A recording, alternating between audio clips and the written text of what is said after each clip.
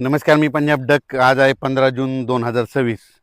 प्रसारमाध्यमातून असं खूप ऐकायला भेटतं की याविषयी एल निनोमुळे दुष्काळ पडणार आहे. तर सर्वप्रथम शेतकऱ्याला सांगू इच्छितो, आपण त्या एल निनोविषयी तर सहमतच नाहीत. तर एल निनोमुळे दुष्काळ पडणार हे आपल्याला मान्य देखील नाही. तर शेतकऱ्याला सांगू इच्छितो, एल निनो असो या नसो, आपल्या भारताला दोन समुद्र आहेत. एक अरबी समुद्र आणि बंगालच्या खाडीचा समुद्र. अरबी समुद्रातून जरी नाही पाऊस आला, बंगालच्या खाडीमधून पाऊस येणार आणि शेतकऱ्याची पेरणी होणार. म्हणून मी म्हणतो एल निनो असो या नसो, आपल्या दरवर्षी महाराष्ट्रात पाऊस येणार हे निश्चित आहे. आणि काय झालं, प्रसारमाध्यमातून खूप ऐकायला भेटतं की दुष्काळ पडणार आहे, पाऊसच पडणार नाही.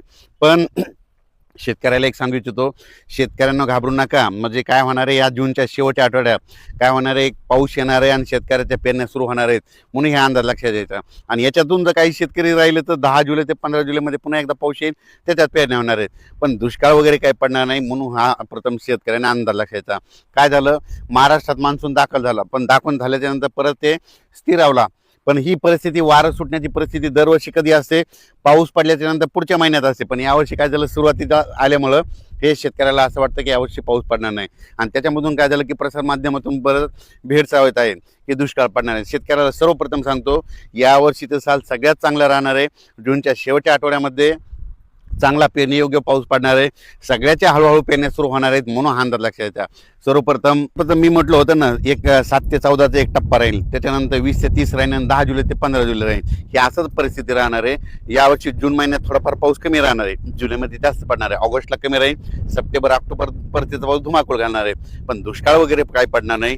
तर तुम्हाला सांगते, यावर्षी शेतकरी हिताचं साल आहे, शेतकऱ्यासाठी खूप चांगलं आहे. शेतकऱ्यांनी घाबरून जाऊ नये.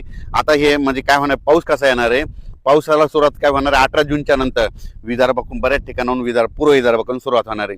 18-19च्या दरम्यान पूर्व विदर्भाकडून ते पाऊस मराठवाड्यापर्यंत येईल. पण त्याच्यानंतर काय होईल, 20-21च्या नंतर मराठवाड्याकडे पाऊस आल्याच्यानंतर 21 ते 29च्या दरम्यान मराठवाड्यामध्ये वेगवेगळ्या भागात पाऊस पडेल आणि काही जिथं जास्त ओल होईल त्यांच्या पेरण्या सुरू होतील. विदर्भात देखील काय होईल, 18-19 पासून तिकडे पाऊस सुरुवात होईल. जिथं पाऊस जास्त पडला त्यांच्यात देखील ओल झाली तर त्यांच्या देखील पेरण्या होईल. त्याच्यानंतर हे पाऊस पुन्हा उत्तर महाराष्ट्राकडे जाईल. मग उत्तर महाराष्ट्राकडे काय होईल, म्हणजे विदर्भापासून उत्तर महाराष्ट्र सगळं टोक, हे टोक ते टोक आहे. मग तिकडं काय होईल, 23 जून ते 29 जूनच्या दरम्यान तिकडे देखील पाऊस जाईल आणि त्यांच्या देखील पेरण्या लागतील. पण शेतकऱ्याला आणि पश्चिम महाराष्ट्र, सातारा, सांगली, सोलापूर त्या पट्ट्यामध्ये काय होईल, तिकडं देखील 23 जून ते 29च्या दरम्यान काय होईल, तिकडे देखील पाऊस पडेल आणि तिकडे देखील पेरण्या होतील. पण तो शेतकऱ्याला सांगू इच्छितो की दुष्काळ वगैरे काय पडणार नाही. तुम्ही मनातली भीती बाळगू नका. कारण की बऱ्याच तुम्हाला दररोज मोबाईल उघडला की तुम्हाला दुष्काळ आणि ते एल निनोच दिसायलंय. शेतकऱ्यांना हे दरवर्षी काय असतं, हे जे असं वारं आहे ना, कधी कधी पाऊस पडल्याच्या नंतर असं आहे 10 दिवस इतकं वारं येतच असतं.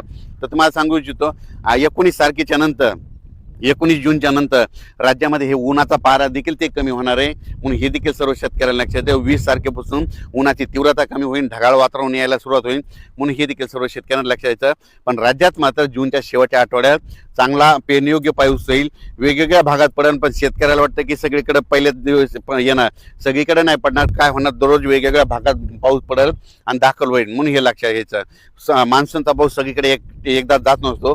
दररोज काय होतं, वेगवेगळ्या भागात दाखल होतो, जिथं जास्त ओलं ते शेतकऱ्याच्या पेरण्या होतात. मग ही सर्व शेतकऱ्यांनी लक्षात घ्यायचं.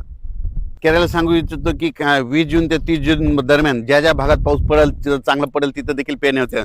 आणि दरवर्षी शेतकऱ्यांनी लक्षात घ्या, मी पहिल्यापासून म्हणलो होतो की 2026ला थोडाफार पाऊस कमी होईल, पण परतीचा पाऊस जास्त होणार. म्हणजे काय होतं, दर 2 वर्षानंतर 1 वर्ष पाऊस कमी होणार, हे म्हणून लक्षात यायचं. आता हे 2026ला कमी होईल तर 27-28 परत खूप होईल आणि पुन्हा 29ला आज जशी परिस्थिती झाली तशी 29ला देखील परत परिस्थिती होती. म्हणजे 2 वर्ष जास्त पाऊस पडणार, 1 वर्ष कमी होणार, हे असं चक्र चालू राहणार. पण काय झालं की प्रसारमाध्यमातून शेतकऱ्याला त्या ऑनलाईन खूप भीती घातली. तर मला सांगतो शेतकऱ्यांना, हे पुन्हा नंतर हे सगळे बातम्या बदलणार आहेत. बघा तुम्ही, पाऊस सुरू झाल्यानंतर सगळे बातम्या बदलते. म्हणून माणसानं, माझं म्हणणं आहे, एक तर ठामच राहिलं पाहिजे. एक तर येणार का नाही येणार. मग ते म्हणतात की एल निनो, मला म्हणतात की एक तर म्हणते अतिवृष्टी होणार नसा. तुम्हाला एल निनो आहे ना, तर एकच कोणतं सांगायचं, एक तर दुष्काळ पडेल का नाही पाऊस पडेल. पण शेतकऱ्यांना सांगतो, हे सगळे प्रसारमाध्यमातून शेतकऱ्यांना भीती घालतात. शेतकऱ्यांना घाबरून जाऊ नका. पावसाचं काम करीत असतो. सर्वप्रथम आपला भारत देश आहे. भारत देशाला 2 समुद्र आहेत, अरबी समुद्र आणि बंगालच्या खाडीचा समुद्र. म्हणून जरी अरबी समुद्राचा त्या बाष्पाचा पाऊस नाही आला तर बंगालच्या खाडीचा पाऊस येतं. आणि ज्या वर्षी मान्सून काय होतो, आल्याच्या नंतर स्थिरावतो, थांबतो आणि त्याच्यानंतर काय होतं, मग पाऊस पुरेपूर येतो आणि पुरेपूर आल्याच्या नंतर काय होतं, विदर्भ, पूर्व विदर्भ, पश्चिम विदर्भ, मराठवाडा असा करीत पाऊस मग उत्तर महाराष्ट्राकडे जातो, शेतकऱ्याच्या पेरण्या लागतात. म्हणून हे लक्षात यायचं, एल निनो वगैरे काही नाही, शेतकऱ्याच्या पेरण्या होणारे निश्चित. काळ्या दगडावली रे गए म्हणून काही शेतकऱ्यांनी घाबरून जायचं कारण नाही. शेतकऱ्याला परत एकदा सांगतो, जमिनीची शेताची पेरणी करत असताना चांगली अशी ईदभर ओल गेल्याच्या नंतर पेरणीचा निर्णय घेऊ नका. कारण ईदभर ओल गेल्याच्या नंतर कधी पेरू शकता हे पाहू शकता. सगळं रेडी करून ठेवलंय, बियाणं आणून ठेवलंय, खत आणून ठेवलेत. फक्त पाऊस पडल्याच्या नंतर इथं शेतात यायचं, ईदभर ओल गेली मग आम्ही देखील पेरणीचा निर्णय घेणार आहेत. त्या ईदभर ओलीचे एक तुम्हाला वैशिष्ट्य सांगतो. ईदभर ओल गेली, पेरल्याच्या नंतर काय होतं, जमिनीमध्ये मुळी जाते. तर काय होतं, जरी 15 दिवस जरी पाऊस नाही आला तर ते पीक काय होतं, त्या ईदभर ओलीवर टिकून राहतं. पण शेतकऱ्याने 4 बोट 6 बोट ओलीवर जर पेरणी केली, त्याची मुळी लगेच खाली खंटीला जाते, कोरड्यात जाते, मग ते पीक सुकतंय. म्हणून शेतकऱ्याला सांगतो, चांगली जमिनीमध्ये ओत गेल्याशिवाय शेतकऱ्याने पेरणी करू नये. परत एक सांगतो, दुष्काळाचे संकट कसे असतात. आपला हे महाराष्ट्र आहे, महाराष्ट्रामध्ये कुठं कोणत्या ठिकाणी पावसाचा एक थेंब देखील पडत नाही, त्यावेळेस अशी चवळ असते. पण तुम्हाला सांगतो, या 2-3 दिवसापासून काल देखील इकडे विदर्भामध्ये बुलढाणा इकडे घाटाच्या खाली बऱ्याच ठिकाणी पाऊस पडला. त्या घाटाचे जामोद नदीला देखील काल पूर आला. म्हणजे पाऊस येणार आहे म्हणून शेतकऱ्याने घाबरू नये. आणि शेतकऱ्याला सांगू इच्छितो, दुष्काळ वगैरे काही पडणार नाही, पेरण्या होणार आहे. फक्त पेरण्या काय होणार आहे, आता हे मान्सून एकदा आल्याच्या नंतर थोडं विस्कळीत झाल्यामुळं टप्प्याटप्प्यानं पेरण्या होतील. जिथं पाऊस पडला ते शेतकरी पेरतील, जिथं कमी ओले त्यांच्या पेरण्या राहतील. पण सगळीकडे काय होईल, 2 टप्प्यामध्ये आणखीन म्हणजे 20 ते 30 मध्ये, 10 जुलै ते 15 जुलैमध्ये पाऊस पडेल, त्यांच्यामध्ये देखील त्या पेरण्या होऊन जातील. म्हणून शेतकऱ्यांनी घाबरून जायचं कारण नाही. धन्यवाद.